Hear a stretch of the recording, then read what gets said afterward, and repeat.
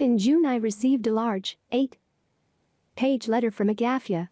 I felt she was writing, constrained by loneliness. After you, until May, there was no one. It was reported in detail in the letter about the invasion after the hibernation of the bears. Agafya met one on the river when she went to fetch water.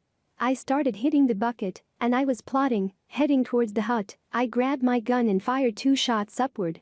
A day later, another animal of different stature was interested in the potato pit in the goat paddock, but for some reason left, did not destroy anything.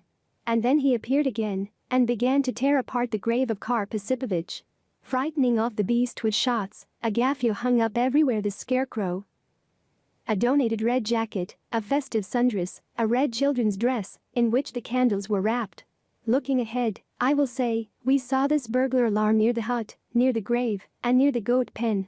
Red rags that had faded from the rains were the only way to protect a lonely man lost in the taiga. In the spring, the animals are hungry. The danger was serious.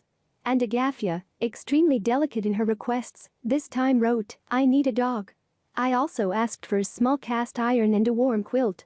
These requests, reports about the garden and the absence of fear of bears left no doubt that Agafya Lykova did not intend to move anywhere from the dead end. At the same time, her life is impossible without worldly support. Geologists throw flour, cereals, garden delicacies from a baza to a taiga neighbor. Nikolai Nikolaevich Savushkin and Agafya and I write off in advance what will be more necessary and useful for our sponsored taiga woman, how best to spend a few tens and quarters sent to the newspaper with a note on the translation, buy something for Agafya. In Abakan, according to tradition, we hold a council in the executive committee with Galina Alexeyevna Trishkina. A warm-hearted person who understands well the singularity of our concerns and is ready to contribute a bit of official power to this matter, putting it into a form acceptable for this unusual case. This has been happening for 8 years already according to the chosen stitch, to help mercifully, without forcing or constraining anything, and everything has developed into informal trusteeship, in which the readers of our newspaper also take part. This time, we loaded 3 bales of hay and 5 bags of mixed feed for goats, flour, cereal, honey, candles, batteries, a flashlight, pots, iron pots, a sieve, a blanket, paper, envelopes, pencils, a cardboard box of gifts from the Moscow Butersky market into the helicopter, a piece of cloth for frightening bears, a box with chickens and a dog named Druzhak. In addition, in Abakan we bought a license to shoot merle. With the onset of cold weather, Agafya will have to get the beast and, together with Agafya, transport the meat to the dwelling. I list all this in order to report to everyone who takes part in Agafya's fate, as well as to understand the values in her current life. She still does not accept many things, only her own bread, will not touch sausages and canned food, will not take oil in a bottle, peeled fish, jam, sweets, tea, sugar. For this reason, we, as always, shook the rolled oats out of the boxes into a fresh pillowcase, and we stored honey in a tuesk. The ward accepts the gifts with gratitude. God save, but with a sense of dignity, without ingratiating himself, and very rarely asks for anything. So it was this time. To the question, what did she like most and most of all? Agafya with a smile, took a red outside and a bright white inside the size of 2 fists of a cast iron. Good. I'll cook porridge in it for Easter. And the dog turned out to be most needed, but first there was a flight over the taiga. Already a familiar flight. The land either broke off down to Abakan and green steeps of cedars, then ran up the treeless and grassless stony tops of the mountains, on which old snow lay, and the lakes of meltwater were green. Autumn has gilded the meadows over the taiga. The tops of birches and aspens flickered over the cedars with splashes of yellow and red. Abakan, taking on the right and left silvery rivers and streams, flowed wild and unsociable in the canyon. To sail along the river, it would be necessary to overcome nearly 400 kilometers. In a straight line, we flew the space to the desired point in a little over an hour.